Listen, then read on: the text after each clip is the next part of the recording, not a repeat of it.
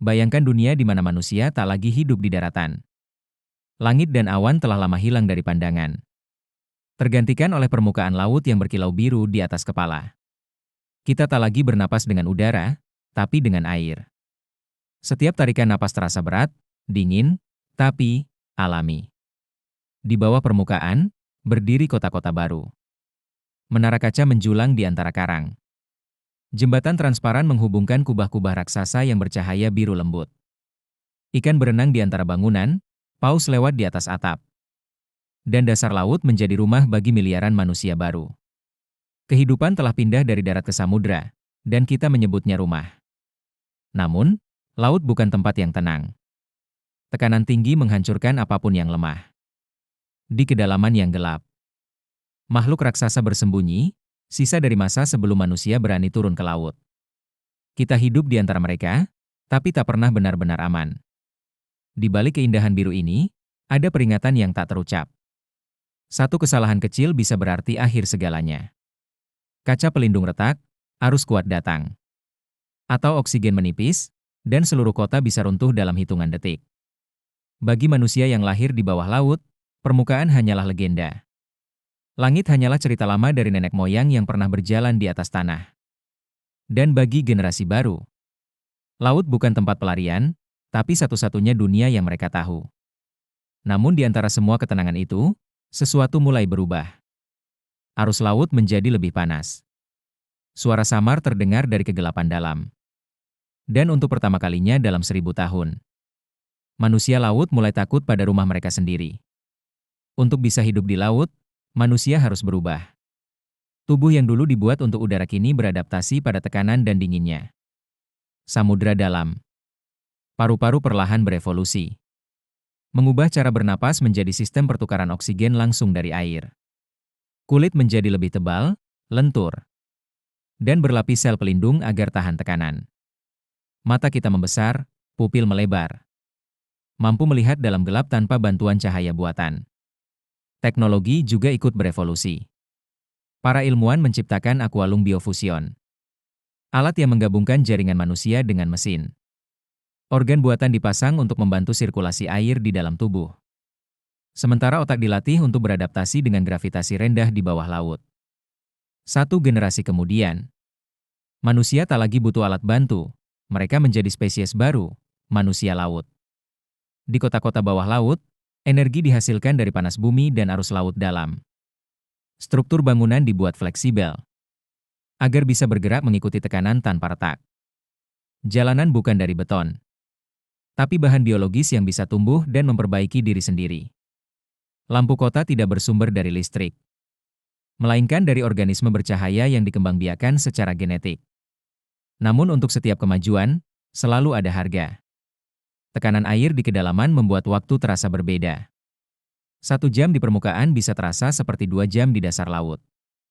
Dan tanpa langit, manusia kehilangan konsep siang dan malam. Hanya ritme tubuh dan arus yang memberitahu kapan harus tidur atau bangun. Bagi manusia laut, permukaan hanyalah cerita. Mereka tak tahu apa itu hujan, angin, atau sinar matahari. Dunia mereka adalah biru pekat yang tenang di luar, tapi penuh rahasia di dalam. Dan meski mereka menyebut diri sebagai bentuk evolusi tertinggi, satu hal masih belum berubah. Rasa takut terhadap kegelapan yang tak berujung di bawah mereka. Awalnya, hidup di laut terasa damai. Manusia laut berenang bebas di antara cahaya biru dan bayangan ikan besar yang lewat di kejauhan. Anak-anak bermain dengan gelembung air. Dan kota bercahaya seolah bintang-bintang telah turun ke dasar samudra. Namun keindahan itu perlahan berubah menjadi sesuatu yang aneh. Arus laut mulai berubah arah. Tekanan meningkat di wilayah-wilayah tertentu. Membuat struktur kota bergetar seperti gempa di bawah permukaan. Beberapa kubah pelindung retak. Menimbulkan pusaran air besar yang menyedot apapun di sekitarnya. Orang-orang menyebutnya badai diam, arus yang muncul tanpa peringatan. Tak terdengar, tapi mematikan. Sementara itu, makhluk laut raksasa mulai naik ke wilayah manusia. Mereka tertarik pada cahaya kota dan suara mesin biofusion yang bergetar di air. Beberapa terlalu besar untuk dikenali, tubuh mereka gelap, panjang, dan bergerak seperti bayangan yang hidup. Tidak ada yang tahu apakah mereka makhluk purba yang terbangun, atau hasil mutasi dari ekosistem baru. Di laboratorium pusat, ilmuwan menemukan sesuatu yang lebih menakutkan. Kadar oksigen di laut perlahan menurun. Meski manusia laut bisa bernapas di air, mereka masih butuh kadar oksigen tertentu untuk bertahan. Tanpa itu, darah mereka mulai mengental, dan tubuh menjadi lemah. Beberapa kota kecil di kedalaman sudah mulai kosong, ditinggalkan tanpa jejak. Hanya lampu yang masih berkedip di kegelapan. Pemerintah laut mencoba menenangkan warga, tapi desas-desus menyebar.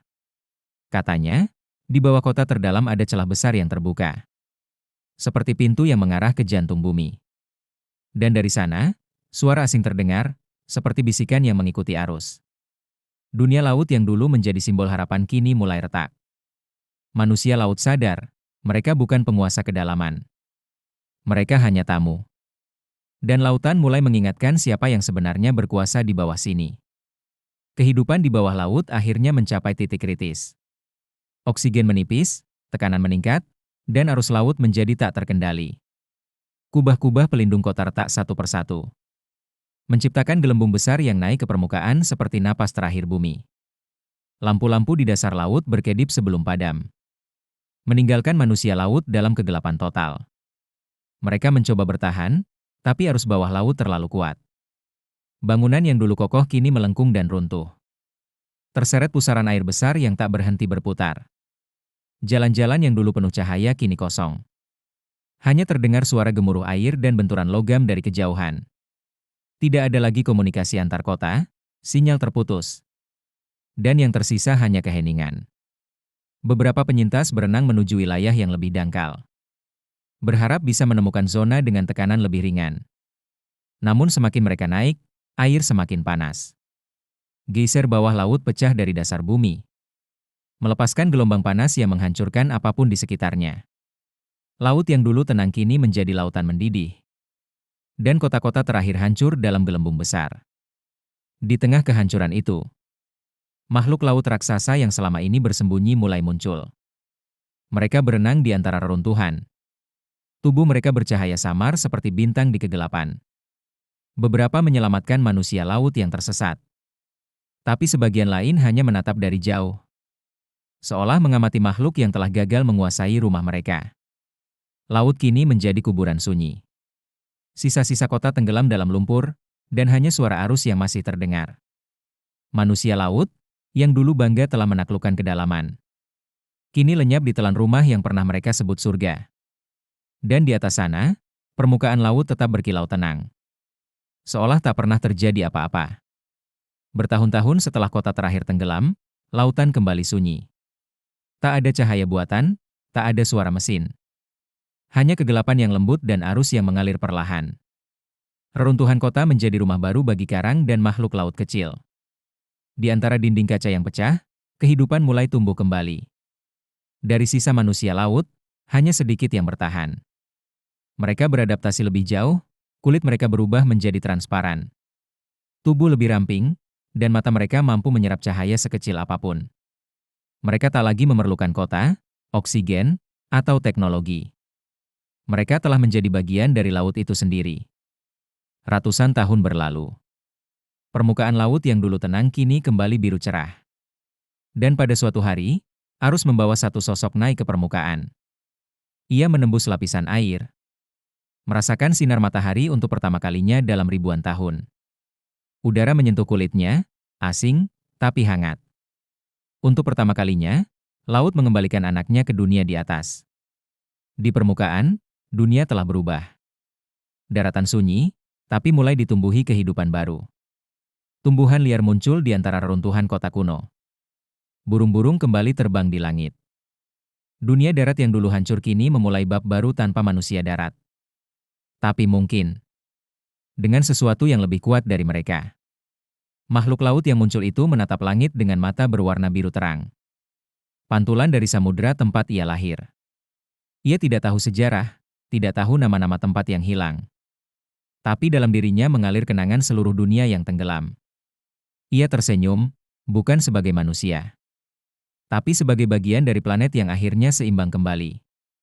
Laut menenangkan diri. Bumi bernafas lagi. Dan legenda manusia laut menjadi cerita yang diceritakan oleh arus kepada karang. Tentang makhluk yang pernah mencoba menaklukkan lautan. Dan akhirnya menjadi bagian darinya.